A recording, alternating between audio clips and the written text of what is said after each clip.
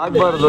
ಎಲ್ಲಿ ಯಾವುದೇ ಒಂದು ಸಮಾಜದಲ್ಲಿ, ಯಾವುದೇ ಒಂದು ದೇಶದಲ್ಲಿ ಅಥವಾ ಯಾವುದೇ ಒಂದು ರಾಜ್ಯದಲ್ಲಿ ಇಂಥದ್ದು ಆಗಬಾರ್ದು. ವಿಶೇಷವಾಗಿ ಇದು ಒಂದು ಇನ್ನೊಮ್ಮೆ ಆ್ಯಕ್ಟ್ನ ನಾನು ವೈಯಕ್ತಿಕವಾಗಿ ಖಂಡನೆ ಮಾಡ್ತೀನಿ.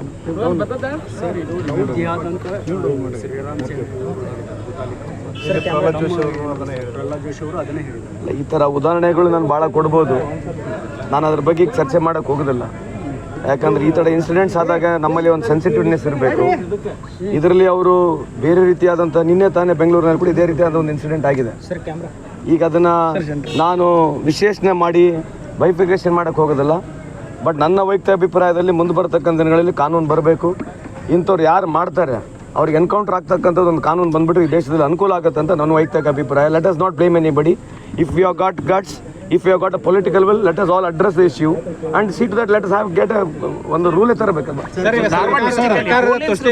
ಮಾಡೋದ್ರಲ್ಲೇ ಪ್ರಯತ್ನ ಮಾಡ್ತಾ ಇದ್ದಾರೆ. ಯಾಕಂದ್ರೆ ಈಗ ಗಾಂಜಾ ಆಗಿರ್ಬೋದು, ಡ್ರಗ್ಸ್ ಆಗಿರ್ಬೋದು ಪ್ರಕರಣಗಳು ಮರುಕಳಿಸ್ತಿರೋದ್ರಿಂದ ಈ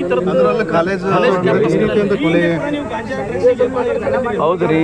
ಡ್ರಗ್ಸು ಈಗ ನೀವು ಕೇಳಿದ ಪ್ರಶ್ನೆಗೆ ಉತ್ತರ ಕೊಡ್ಬೇಕು, ನಾನು ಕೊಡಬಾರ್ದು ಅಂತಿದ್ದೆ. ಡ್ರಗ್ಸ್ ಡ್ರಗ್ಸ್ ಬರಲಿಕ್ಕೆ ಅಲ್ಲ, ಡ್ರಗ್ಸ್ ಬರ್ತಕ್ಕಂಥದ್ದು ಬರೀ ಸ್ಟೇಟ್ ಇಶ್ಯೂ ಅಲ್ಲ, ಕೋರ್ಟ್ನಿಂದ ಕೂಡ ಡ್ರಗ್ಸ್ ಬರ್ತದೆ.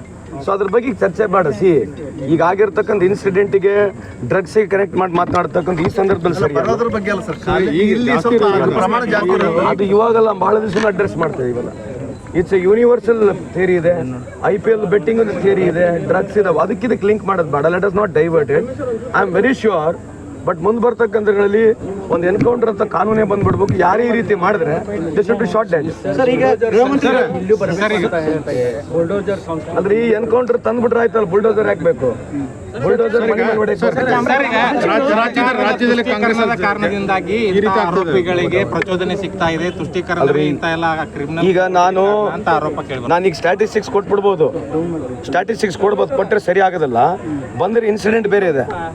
ಈ ಇನ್ಸಿಡೆಂಟ್ಗಿಂತ ಜಾಸ್ತಿ ಇದನ್ನು ಪೊಲಿಟಿಸೈಸ್ ಮಾಡಬೇಕೆಂಬ ಉದ್ದೇಶ ಇದೆ. ಇನ್ಸಿಡೆಂಟ್ ಇರ್ತಕ್ಕಂಥದ್ದು we should have feeling for that family. Feeling for the family ಇರಬೇಕು.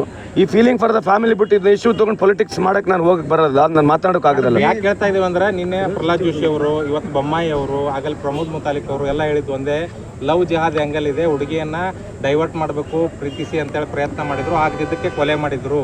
SIT ತನಿಖೆಗೆ ಒಪ್ಪಿಸಿ ಅಂತ ಕೇಳ್ತಾ ಇದ್ದಾರೆ. ಈಗ ತನಿಖೆ ಬಗ್ಗೆ ಅದನ್ನೆಲ್ಲ ಮುಂದೆ ಮಾತನಾಡೋಣ. ಈಗ ಅವ್ರ ಕಮೆಂಟ್ಸ್ ಏನಿದೆ, ಲವ್ ಜಿಹಾದ್ ಅಂತಕ್ಕಂಥ ಕಮೆಂಟ್ ಇದೆ, ಇದನ್ನೇನು ಅರ್ಥ ಏನು? ಸೊ ಈ ಥರದ್ದು ಭಾಳ ಇನ್ಸಿಡೆಂಟ್ಸ್ ಎಲ್ಲ ಸಮಾಜದಲ್ಲಿ ಆಗ್ತವೆ. ಈಗ ಬಂದಿರತಕ್ಕಂಥದ್ದು ನಿಮಗೆ ಗೊತ್ತಿದೆ. I don't want to cross the line and speak. ಯಾಕಂದ್ರೆ ಈಗ ಬಂದಿರತಕ್ಕಂಥ ಇಶ್ಯೂ ಸಾಂತ್ವನ ಆಗಬೇಕು ಫ್ಯಾಮಿಲಿಗೆ. ಯಾರು ತಪ್ಪಿದ್ರೆ ಅವನಿಗೆ ಕಠಿಣ ಕ್ರಮ ಆಗಬೇಕು, ಶಿಕ್ಷೆ ಆಗ್ಬೇಕಂತದ್ದು ಇದೆ. ಅದನ್ನು ಬಿಟ್ಕೊಂಡು ಮೇಲೆ ಮಾತನಾಡಿ ಏನು ಸಿಗುತ್ತಿದೆ? ಪೊಲಿಟಿಸೈಸ್ ಬಿಟ್ಟರೆ ಇನ್ನೇನು ಮಾಡ್ತಾರೆ?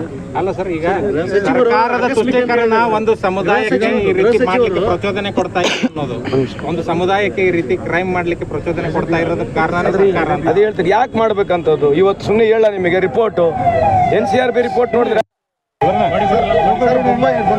ಮುಂಬೈ ಹೇಳ್ತಾ ಇದ್ರೆ ಇದು ಎರಡನೇ ಬಿಹಾರ ಆಗ್ತದೆ ಕರ್ನಾಟಕ ಅಂತ. ಎರಡನೇ ಬಿಹಾರ ಆಗ್ತಾ ಇದೆ ಕರ್ನಾಟಕ ಅಂತ. ಈಗ ಮೊದಲನೇ ಬಿಹಾರು, ಎರಡನೇ ಬಿಹಾರು, ಅದ್ರ ಬಗ್ಗೆ ನಾನು ಉತ್ತರ ಕೊಡಬೇಕು. ನಾನೀಗ ಪೊಲಿಟಿಕಲಿ ಸ್ಟ್ಯಾಟಿಸ್ಟಿಕ್ಸ್ ಕೊಟ್ಟರೆ ಹೋದ್ರೆ ಸುಮ್ಮನೆ ಆಗುತ್ತೆ, ಸರಿ ಆಗೋದಿಲ್ಲ. ಅದ್ರ ಬಗ್ಗೆ ಬೇಡ. ಇದ್ರ ಬಗ್ಗೆ ಚರ್ಚೆ ಇಷ್ಟಕ್ಕೆ ಎರಡು ಅಂತ ಈ ಸಂದರ್ಭ